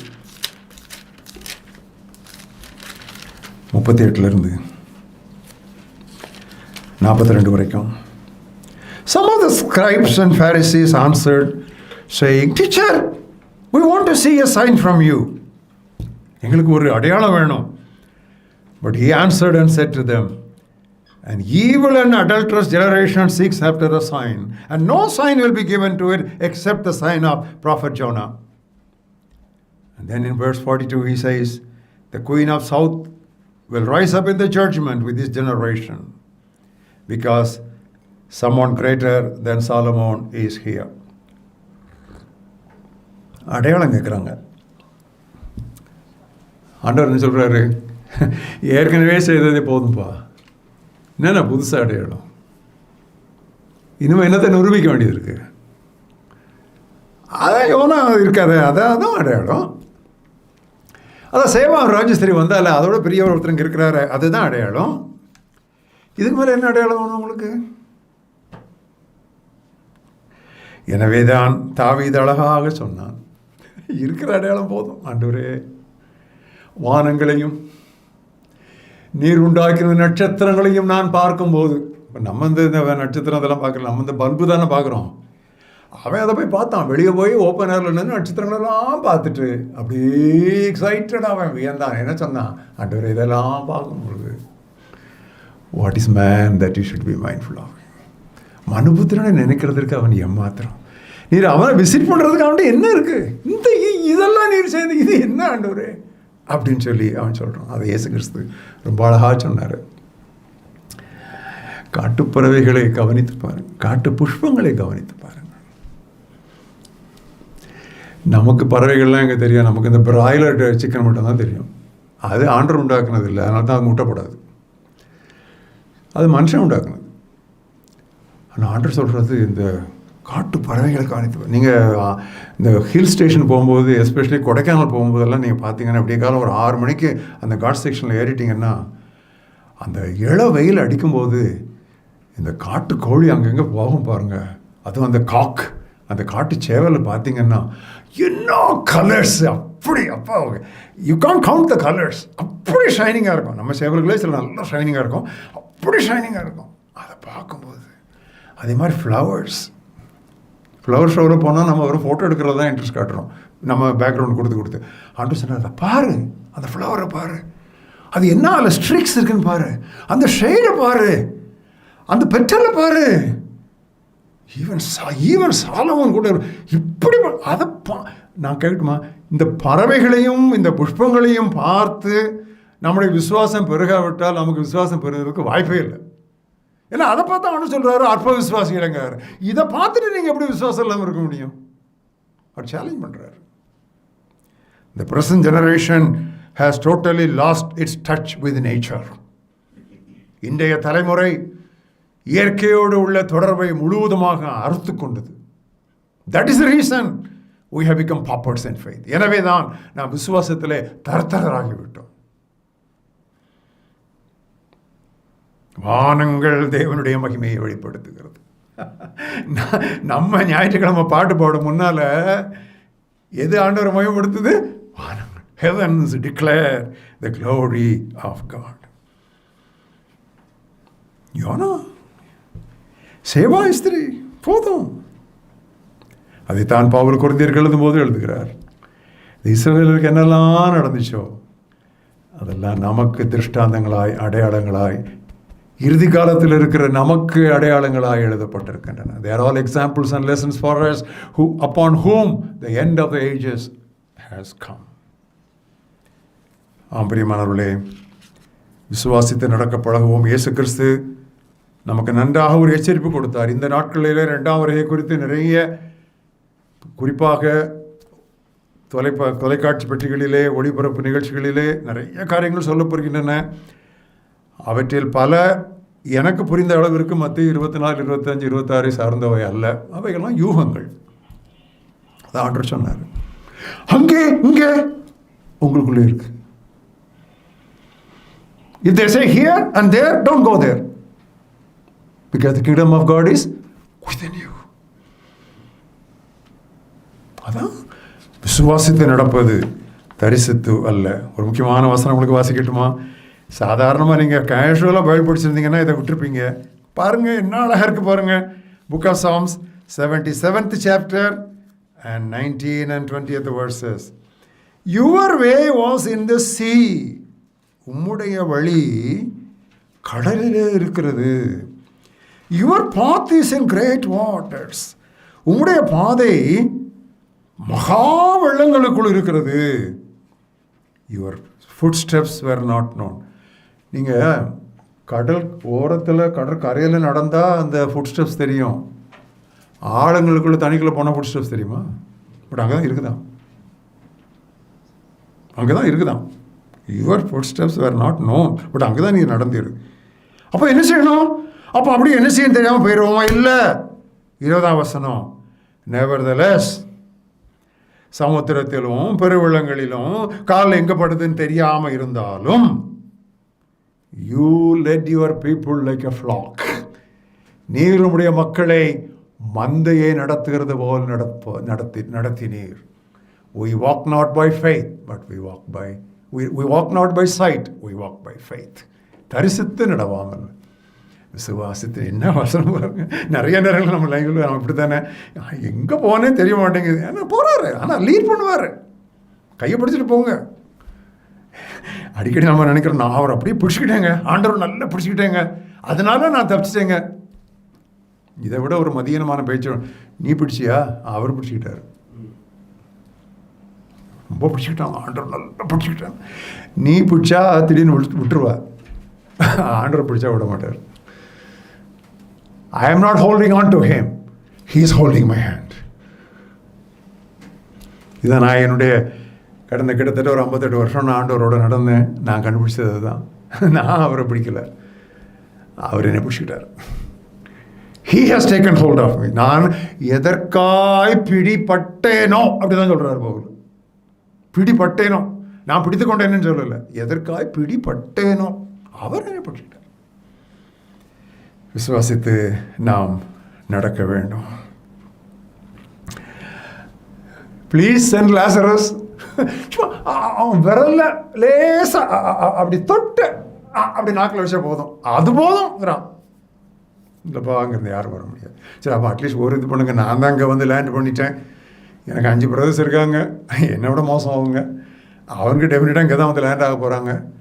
ஸோ தயவுசெய்து லாசரவங்க அனுப்புங்க. நிறைய பேருக்கு இந்த மிஷினரி தரிசனம் வந்து நரகத்துக்கு போன பிறகு தான் வரும். For many people the missionary vision they get only after landing in hell. அது வரைக்கும் சொன்னால் தெரியாது. Heaven is a place to gain, hell is a place to shun, இதெல்லாம் சொல்லிகிட்டே இருப்போம். அதெல்லாம் ஏறாது. அங்கே போன பிறகு தான் அவருக்கு புத்தி வந்துச்சு. அப்போ என்ன சொல்கிறாரு ஆபிரகாம், இங்கேருந்து ஒருத்தன் போனால் கூட அவங்க கேட்க மாட்டாங்க. ஏன் தெரியுமா? அவங்களுக்கு மோசையும் தீர்க்கதரிசிகளும் இருக்காங்க, அவங்க கையில் பைபிள் இருக்குது. இந்த பைபிளுக்கு கீழ்ப்படையலைன்னா ஒருத்தன் இங்கேருந்து மரணத்திலிருந்து போனால் கூட அவன் கீழ்ப்படிய மாட்டான். This is the ultimate word of God, faith on God's word. அது போதும், எழுதப்பட்டது போதும். What is written is more than enough. 7வதும் கடைசியுமாக நம்ம எல்லாருக்கும் தெரிந்த பிரியமான ஒரு வசன பகுதி 2 கொரிந்தியர் 12:7 வரைக்கும். பவுலின் முள், த தார்ன் ஆஃப் பால், எல்லாருக்கும் நல்லா தெரியும். இதற்காக நான் கர்த்தரிடத்தில் 3 முறை வேண்டிக் கொண்டேன். இங்கிலீஷில் எப்படி இருக்கு தெரியுமா? I pleaded with the Lord, not just prayed, I pleaded with the Lord thrice.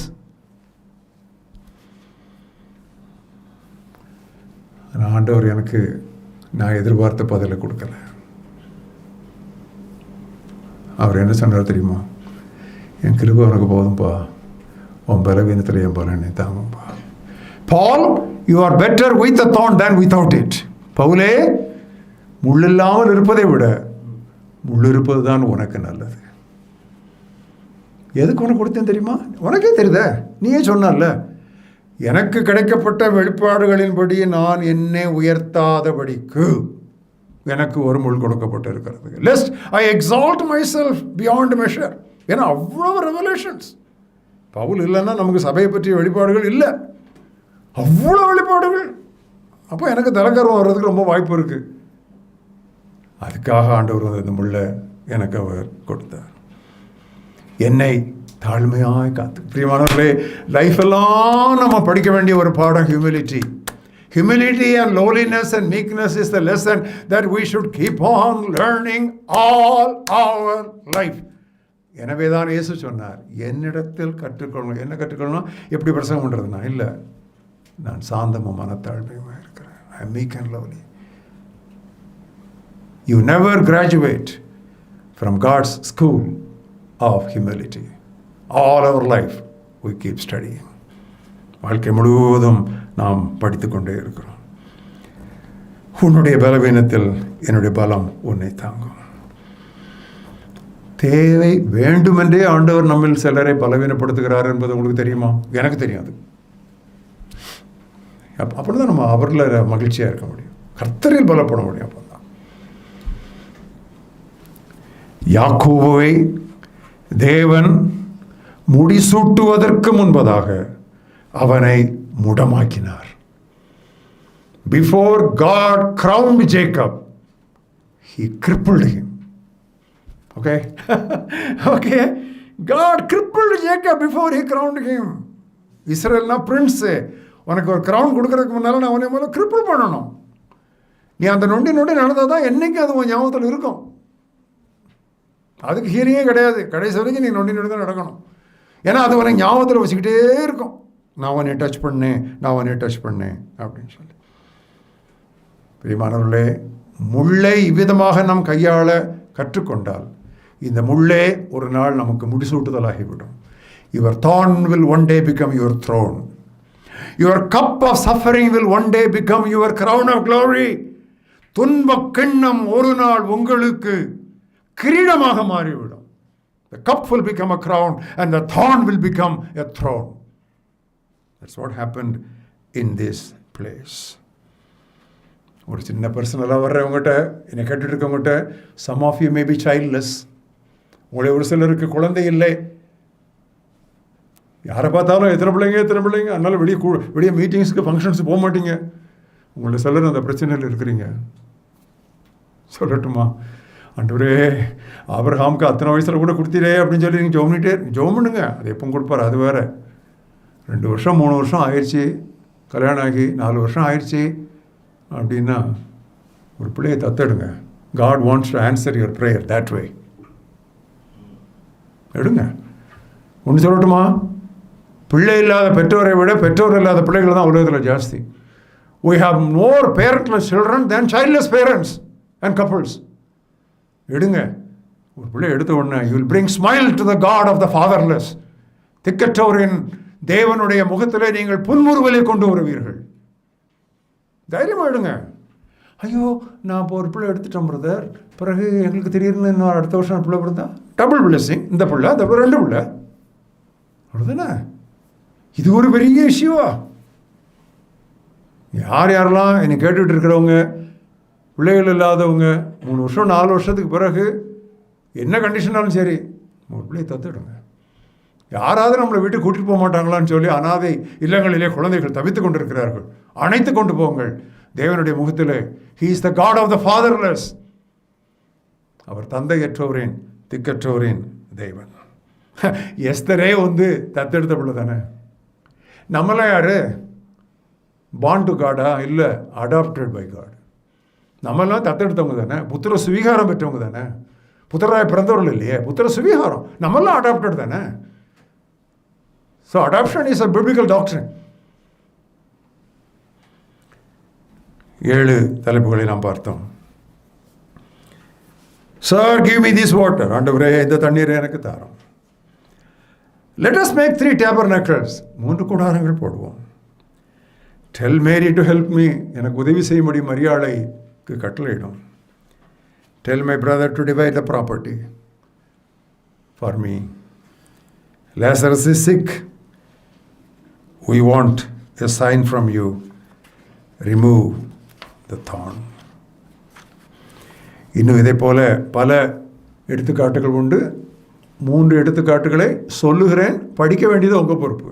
1, permit us to bring down fire as Elijah did. எலியா செய்தது போல வானத்திலிருந்து அக்னியை கொண்டு வர எங்களுக்கு அனுமதி தாரும். குறிச்சிக்கங்க, லூக்கா 9:51-56. லூக் 9:51-56. இதை நல்லா படித்து இப்போ நான் உங்களுக்கு 7 இது கற்றுக் கொடுத்துட்டேன். அப்போ இதுக்கு எப்படி நீங்கள் லெசன்ஸ் கண்டுபிடிக்கணும்னு சொல்லி நீங்கள் கண்டுபிடிங்க. That's homework. அடுத்தது, grant the right and left seats for my sons.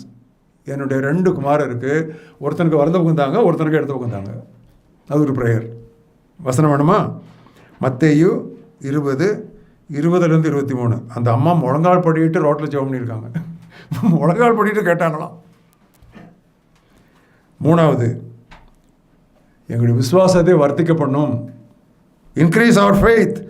Look 17:3-6. இது எல்லாத்துக்கும் எல்லாமே டிஃப்ரெண்ட்லி ஆன்சர்டு தான் இந்த ப்ரேயர்ஸ் எல்லாமே. ஒரு மாடர்ன் எக்ஸாம்பிளோட நான் முடிக்க விட போகிறேன். இது என்ன எக்ஸாம்பிள் தெரியுமா? கரோனா வந்த பிறகு ஏகப்பட்ட ஜெபங்கள். ஒருத்தர் சொன்னார் வேக்சின் வர்றதுக்கு முன்னால் அது போயிடும், அதுக்கு பிறகு வேக்சின் தேவை இருக்காதுன்னாரு. ஏகப்பட்ட ப்ரொடிக்ஷன்ஸு, ஏகப்பட்ட காரியங்கள் நடைபெற்றுச்சு. ஆனால் ஆண்டவர் அப்படி பதில் கொடுக்கல. அவர் வேறு மாதிரி பதில் கொடுத்தாரு. என்ன பதில் கொடுத்தாரு தெரியுமா? எல்லாருக்கும் அன்சர்டன்டி ஆஃப் லைஃப்பை டீச் பண்ணியிருக்காரு. வாழ்க்கை நிச்சயமின்மையை போதித்திருக்கிறார். 2, வேனிட்டி ஆஃப் ரிச்சஸை உணர்த்தி இருக்கிறார். செல்வத்தினுடைய பிரயோஜனமற்ற வீணான மாயை தன்மையை அவர் விளக்கி இருக்கிறார். 3வது, நெசசிட்டி ஆஃப் ரிப்பெண்டன்ஸ், மனம் திரும்புதல் தேவை என்பதை சொல்லியிருக்கார். ஜெபத்தை கேட்டிருக்காருல்ல, அப்படி தான் கேட்டிருக்கார். God has answered the corona prayers differently. இதுக்கு மேலே ஒரு மாடர்ன் எக்ஸாம்பிள் நமக்கு தேவையே கிடையாது. இங்கே ஒரு அருமையான கவிதை உண்டு, நான் அதை வாசிக்கிறேன். I asked for strength, God gave me difficulties to make me strong. I asked for wisdom, God gave me problems to solve. I asked for prosperity, God gave me brawn and brain to work. I asked for courage, God gave me dangers to overcome. I asked for patience, God placed me in situations where I was forced to wait. I asked for love, God gave me troubled people in need of my help. I asked for favors, God gave me opportunities. I received nothing I wanted, but I received everything I needed. I received nothing I wanted, but I received everything I needed. My prayer has been answered. பலம் கேட்டேன், தேவன் நான் பலப்பட எனக்கு கடினமானவை தந்தார். ஞானம் கேட்டேன், தேவன் நான் தீர்க்க வேண்டிய பிரச்சனைகள் தந்தார். செழிப்பு கேட்டேன், தேவன் நான் வேலை செய்ய அறிவாற்றல் தந்தார். தைரியம் கேட்டேன், தேவன் நான் கடக்க வேண்டிய ஆபத்துகள் தந்தார். பொறுமை கேட்டேன், தேவன் நான் கட்டாயமாய் காத்திருக்க வேண்டிய சூழ்நிலைகள் தந்தார். அன்பு கேட்டேன், தேவன் நான் உதவ வேண்டிய மக்களை தந்தார். சலுகை கேட்டேன், தேவன் எனக்கு சந்தர்ப்பங்கள் தந்தார். நான் விரும்பிய எதுவும் கிடைக்கவில்லை, ஆனால் எனக்கு தேவையான யாவும் கிடைத்து விட்டது. எனது ஜெபம் கேட்கப்பட்டு விட்டது. ஹல்லேலூயா.